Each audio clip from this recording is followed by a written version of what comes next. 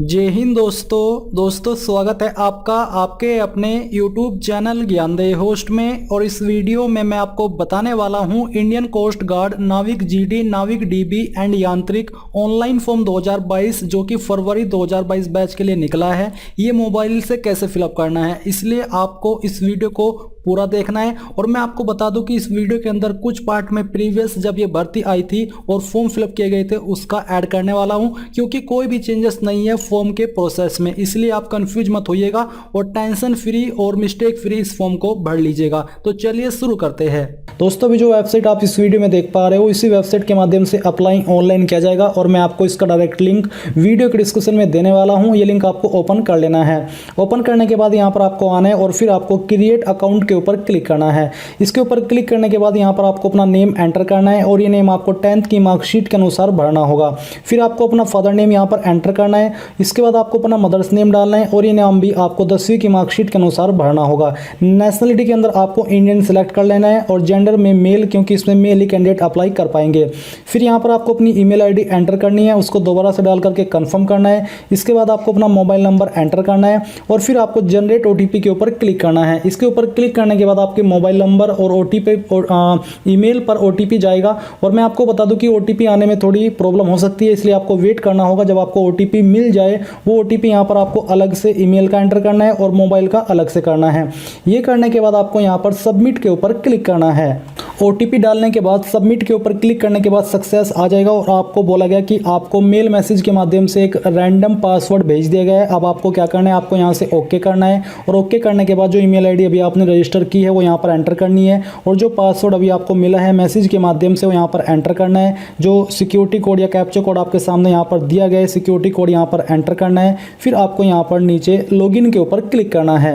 अब दोस्तों मैं आपको बताना चाहूंगा अनअकैडमी के बारे में, जो कि इंडिया का लार्जेस्ट लर्निंग प्लेटफॉर्म है, जहां पर आप अनअकैडमी को ज्वाइन करके इसके प्लस फीचर्स का फायदा उठा सकते हो, जिसमें कि आपको लाइव क्लासेस दी जाएगी इंडिया के टॉप एंड बेस्ट एजुकेटर के माध्यम से घर बैठे। Unlimited access to all courses मिलेगा और जो आप यहां पर अन्य फीचर देख पा रहे हो, इन सभी फीचर्स का फायदा आपको अनअकैडमी प्लस के साथ मिल जाएगा। तो अगर आप अनअकैडमी को ज्वाइन करना चाहते हो तो आप मेरे कोड GDH10 का इस्तेमाल कर लीजिए। आपको ये इस्तेमाल करने पर तुरंत 10% की छूट मिल जाएगी। और मैं आपको ये भी बता दूं कि अनअकैडमी आपके लिए लेकर के आया है अनअकैडमी ग्रूड air force X and Y complete batch course, जो कि आपकी 5 जनवरी 2021 से स्टार्ट होकर के 30 मार्च 2021 तक चलने वाली है। तो अगर आप इसकी प्रिपरेशन कर रहे हो तो आपको ये बैच ज्वाइन कर लेनी है, जो लिंक आपको वीडियो के डिस्क्रिप्शन में दिया है। इसी के साथ आपका यहाँ पर अनअकैडमी पैंथर बैच भी एनडीए के लिए स्टार्ट हो चुका है, जो कि आपका 29 दिसंबर से स्टार्ट हुआ है और ये आपका 30 मार्च 2021 तक चलने वाला है। यहाँ पर आपको सब्जेक्ट वाइज प्रिपरेशन कराई जाएगी। तो अगर आपको इसको ज्वाइन करना है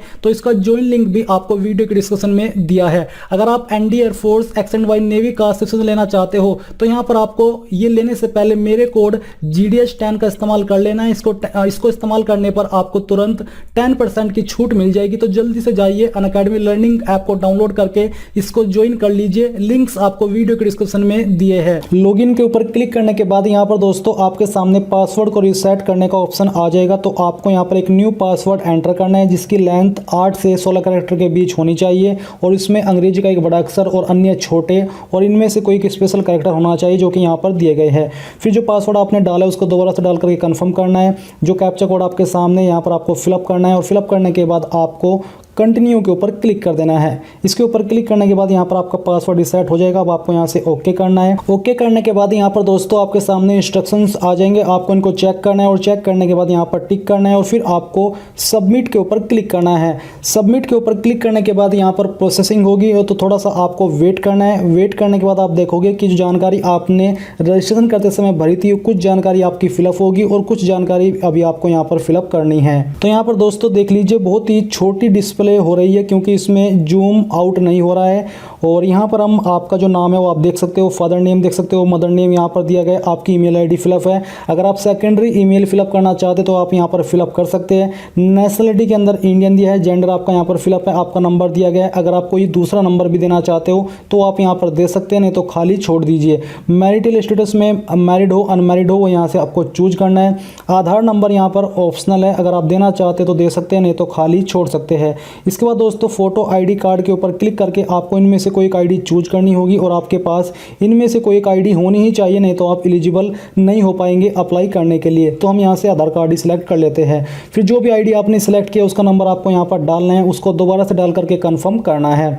आइडेंटिफिकेशन मार्क फर्स्ट, तो अगर आपकी बॉडी के ऊपर कोई एक ऐसा मार्क है जिससे आपके शरीर की पहचान होती है, वो मार्क यहाँ पर आपको लिखना है, चाहे वो मार्क कैसा भी हो और कहीं पर भी हो।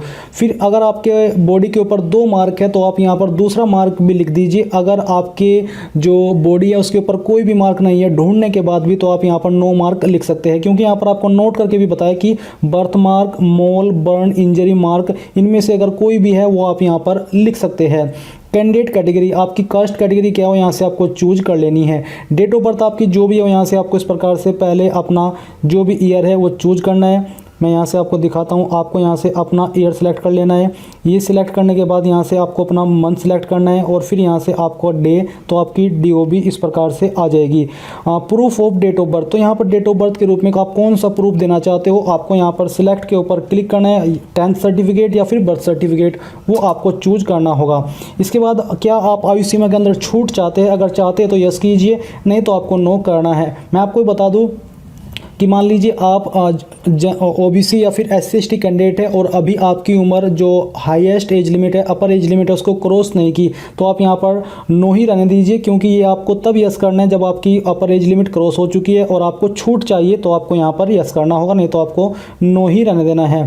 फी वेवर, जो अगर आप SC/ST अगर आपके ऊपर फी वेवर लागू होता है, यानी कि छूट आपको जो आपकी फ़ीस है वो आपसे नहीं ली जा रही है आपकी कैटेगरी के अकॉर्डिंग, तो आपको इसके ऊपर यस करना है। अगर आप जनरल हो तो आपको इसको नो ही रहने देना है।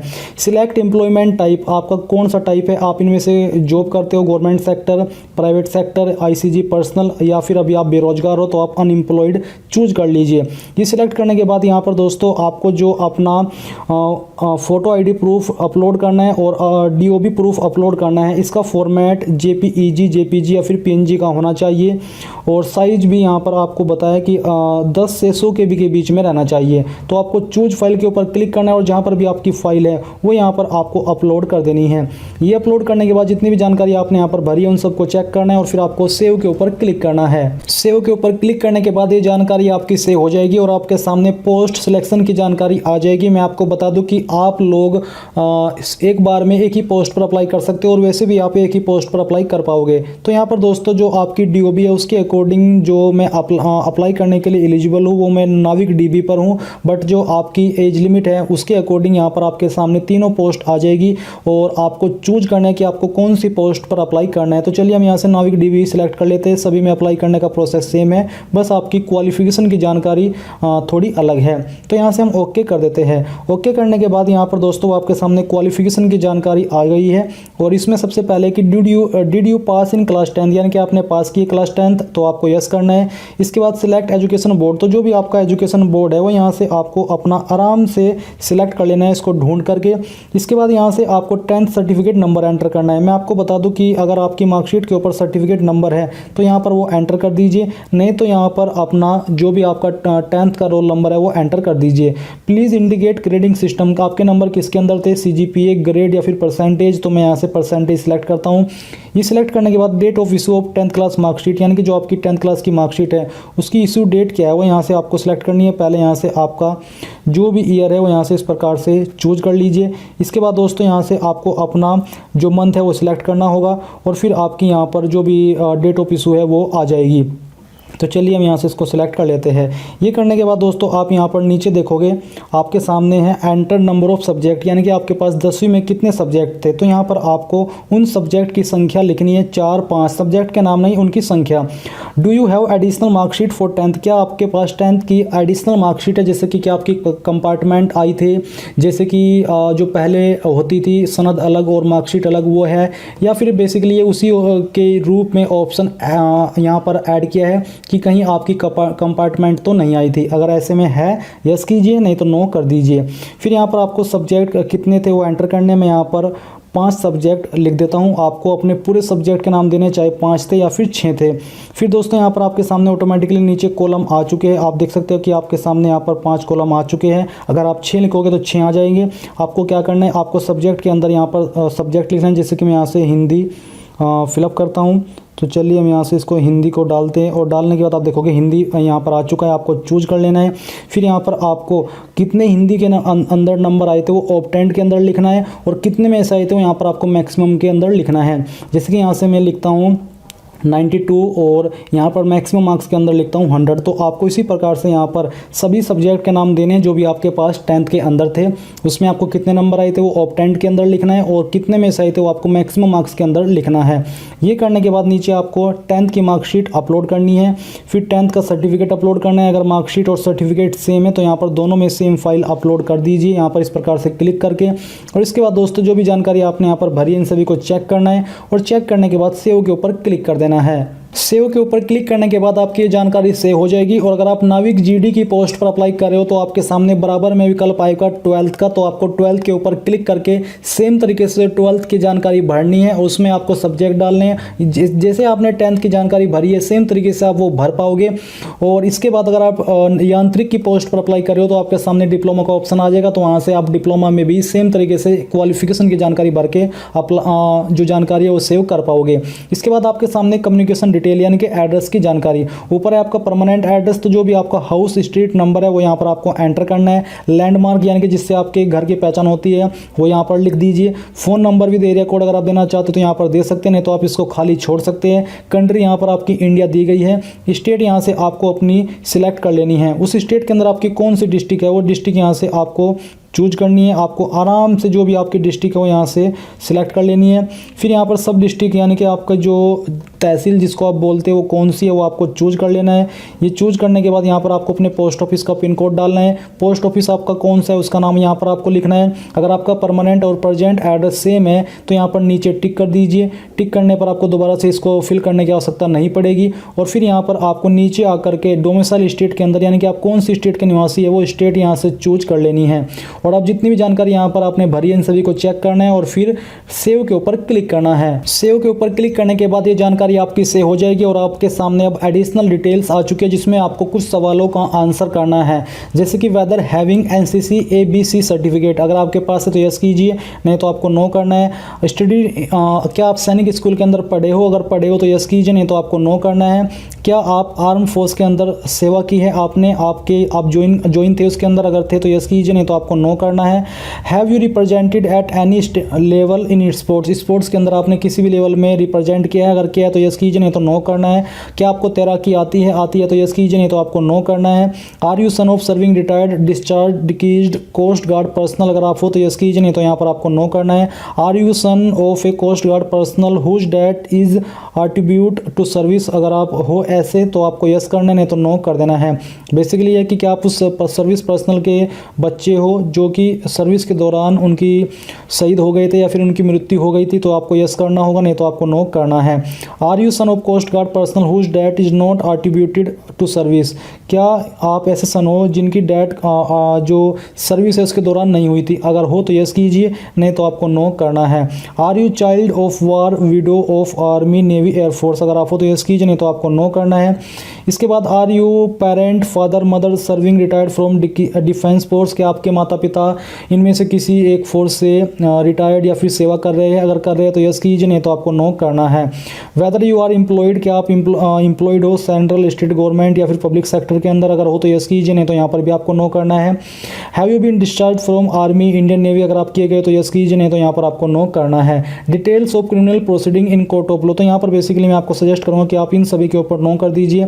आप इनको रीड भी कर लीजिए, अगर आपके ऊपर लागू होता है तो आप यस कर सकते हैं, नहीं तो मेरी यही चॉइस है कि आप इनको नो कर दीजिए। फिर यहाँ पर भी आपको नो करना है और यहाँ पर भी आपको नो करना है। इसके बाद दोस्तों आपको इसके नीचे जो ऑप्शन है इसमें भी आपको नो करना है और नो करने के बाद आपको यहाँ पर सबमिट के ऊपर क्लिक करना है। ये करने के बाद आपकी जानकारी सेव हो जाएगी। अब आपको ओके करना है। ओके करने के बाद यहाँ पर आपके सामने फोटोग्राफ एंड सिग्नेचर में आपको बता दूं कि यहाँ पर जो आपका फ़ोटो है वो किस तरह का होना चाहिए। आपका फ़ोटो ऐसा होना चाहिए कि उसमें आपने एक स्लेट ली हो हाथ में चेस्ट के सामने, उस पर आपको अपना फर्स्ट नेम और लास्ट नेम दोनों लिखने हैं। साथ ही आपको DOP लिखने के बाद इस प्रकार से वो डेट लिखनी है जिस डेट में आपने फ़ोटो क्लिक किया है। फिर यहाँ पर दोस्तों जो आपका सिग्नेचर है वो आपको अपलोड करना है इस तरह से। और इसके अलावा आपको अपना लेफ्ट हैंड यानी कि बाएं अंगूठे का निशान यहाँ पर लगाना है, यानी कि उसका फ़ोटो अपलोड करना है। करना है। जो इनका फॉर्मेट है वो आपका जेपीईजी, जेपीजी, पीएनजी कोई भी है इनमें से चल जाएगा, आपको यहाँ पर अपलोड कर देना है। जैसे ही आपके अपलोड होते हैं मैं आपको एक बार यहाँ पर इनको अपलोड करके सेव के ऊपर क्लिक कर देता हूँ। दोस्तों यहाँ पर जैसे आप फोटो, सिग्नेचर और थंब इंप्रेशन अपलोड कर दोगे तो आपके सामने आएगा यहाँ पर stage first exam city preference.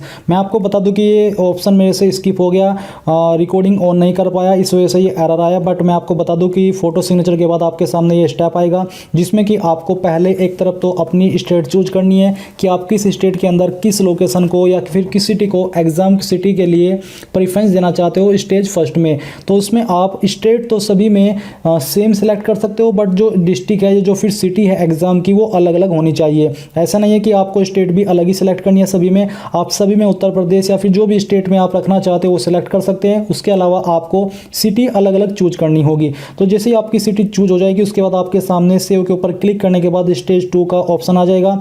उसमें आपको जोन वाइज अपनी सिटी प्रेफरेंस देनी है। पहले आपको जोन सेलेक्ट करना है, आपका नॉर्थ जोन पहले से सिलेक्ट होगा, उसमें आपको नोएडा सेलेक्ट कर लेना है और बाकी आपके जोन है वो आपको चूज करके उनकी सिटी प्रेफरेंस भी दे देनी है। ये देने के बाद आपके सामने आपका जो सेव के ऊपर क्लिक करोगे तो आपके फॉर्म का प्रीव्यू आ जाएगा जो कि आप यहाँ पर वीडियो में देख पा रहे हो, जहाँ पर आपके द्वारा भरी गई सभी जानकारी को आप चेक कर सकते हो और जिस भी ऑप्शन की जानकारी या फिर जिस भी सेक्शन की जानकारी आपको एडिट करनी है उसी के सामने एडिट के ऊपर क्लिक करके आप एडिट कर सकते हैं। फिर आपको नीचे आना है और नीचे आकर के यहाँ पर आप देखोगे please download certificate of undertaking. यहाँ पर आपको सर्टिफिकेट ऑफ अंडरटेकिंग डाउनलोड करना है, पीडीएफ होगा ये। सर्टिफिकेट ऑफ अंडरटेकिंग डाउनलोड हो चुका है। आपको क्या करना है, आपको इसको प्रिंट कर लेना है और प्रिंट करने के बाद यहाँ पर आपको अपना नाम लिखना है और फिर आपको अपने पिताजी का नाम एंटर करना है।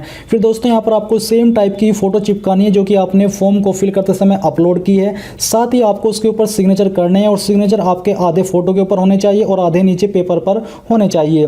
फिर आपको नीचे आना है और नीचे आकर के यहाँ पर आपको अपने माताजी, पिताजी किसी के भी सिग्नेचर करा लेने हैं, जो भी आपके अभिभावक है, आपके पेरेंट है उनमें से किसी एक के। और यहाँ पर आपको अपना जो भी आपका बायां अंगूठा है उसका इंप्रेशन लगाना है जैसे कि आपने अपलोड किया है। फिर यहाँ पर आपको अपने सिग्नेचर करने, जहाँ पर आपको इसकी जगह दी गई है, आपका नेम लिखना है, पूरा नाम लिखना है, बैच यहाँ पर डालनी है जो कि आपकी फरवरी 2021 है इस फॉर्म की, पोस्ट का नाम लिखना है कि आपने इनमें से किस पोस्ट पर अप्लाई किया है। फिर आपने जो आईडी यहाँ पर अपलोड किया है फॉर्म को फिल करते समय वो आईडी नंबर यहाँ पर आपको लिखना है।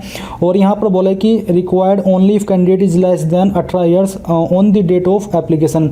यहाँ पर बोला है कि parents guardian signature is required only if candidate is less than 18 years, यानी कि जो पेरेंट के और गार्जियन के सिग्नेचर है ये आपको तभी जरूरी है, उसके बाद आपकी मर्जी है, आप अपलोड करना आप यहाँ पर कराना चाहे करा सकते हैं, नहीं तो आप नहीं भी करा सकते। बट अगर आपकी उम्र 18 साल से कम है तो तब आपको यहाँ पर अपने पेरेंट के सिग्नेचर अनिवार्य रूप से कराने होंगे। उसके बाद आपकी चॉइस है, आप कराना चाहे करा सकते हैं, नहीं कराना चाहे मत कराइए। फिर आपको नीचे आना है और नीचे आकर के यहाँ पर बोला है कि candidate to write the above content in his own handwriting, यानी कि जो यहाँ पर सर्टिफिकेट ऑफ अंडरटेकिंग के अंदर ये जो सारा कंटेंट यहाँ पर दिया गया, ये कंटेंट आप देख पा रहे हो, ये आपको खुद की हैंड राइटिंग से यहाँ तक जो कि रिगार्ड तक है लिखना है। यहाँ पर आपको इस ब्लैंक पेज के ऊपर लिखना है और लिखने के बाद यहाँ पर आपको सेम जानकारी फॉलो करनी है, सिग्नेचर कराने हैं, अपना बायां अंगूठा लगाना है और यहाँ पर अपना सिग्नेचर करने हैं, नाम लिखना है, बैच डालनी है, post applied, photo ID number, ये सब आपको करना है। करने के बाद आपको इसको स्कैन करना है और स्कैन करने के बाद आपको इसको इमेज के रूप में तैयार कर लेना है और तैयार करने के बाद यहाँ पर आपको इसको अपलोड करना है। यहाँ पर दोस्तों सर्टिफिकेट ऑफ अंडरटेकिंग जो आपने स्कैन किया है उसको फिल करने के बाद आपको चूज फाइल के ऊपर क्लिक करके अपलोड करना है और सिटी के जगह पर आपको यहाँ पर अपनी सिटी का नाम डालना है जहाँ से आप इस फॉर्म को भर रहे हैं। फिर आपको इन सभी के ऊपर जो यहाँ पर आपके सामने टिक कर देना है और टिक करने के बाद आपको नीचे आना है और यहाँ पर सेव के ऊपर क्लिक करना है। इसके बाद दोस्तों यहाँ से आपको ओके करना है और ओके करने के बाद आपका फॉर्म सबमिट हो जाएगा। अब आपको यहाँ पर फीस जमा करनी है तो आपको ओके करना है। ओके करने के बाद आपको प्रोसीड टू पेमेंट के ऊपर क्लिक करना है। इसके ऊपर क्लिक करने के बाद यहाँ पर आपको बताया कि आप किस माध्यम से करने पर जो सक्सेस रेट है वो कैसा होता है। अगर नेट बैंकिंग के माध्यम से करोगे तो कोई भी प्रॉब्लम नहीं आएगी फीस को जमा करने में और कोई एरर नहीं आएगा। अगर क्रेडिट डेबिट कार्ड के माध्यम से करोगे तो मीडियम रहता है, कई बार एरर आ जाते हैं, कई बार एरर नहीं आता। और यूपीआई के माध्यम से करोगे तो फिर ज़्यादा चांसेस है एरर आने के, इसलिए नेट बैंकिंग चूज करें। पहले यहाँ से पेमेंट गेटवे सेलेक्ट कर ले, फिर आपको पे के ऊपर क्लिक करना है और पे के ऊपर क्लिक करने के बाद यहाँ से आपको पेमेंट के पेज पर ट्रांसफ़र किया जाएगा। आप यहाँ से सिलेक्ट कर लीजिए पे विथ किसके माध्यम से करना चाहते हैं, तो हम यहाँ से नेट बैंकिंग चूज करते हैं। फिर यहाँ से आपको ये सिलेक्ट करना है कि आप किस बैंक के माध्यम से करोगे, यानी कि कौन सा आपका बैंक है वो बैंक यहाँ से आपको चूज करना है। और इसको चूज करने के बाद यहाँ पर आपको कन्फर्म एंड पेमेंट के ऊपर क्लिक करना है। इसके ऊपर क्लिक करने के बाद आपके सामने पेमेंट का पेज आ जाएगा। आपको अपनी जानकारी फिलअप करके फीस को जमा कर देनी है। तो दोस्तों इस प्रकार से आप यहाँ पर अपना इंडियन कोस्ट गार्ड नाविक जीडी डीबी यांत्रिक ऑनलाइन फॉर्म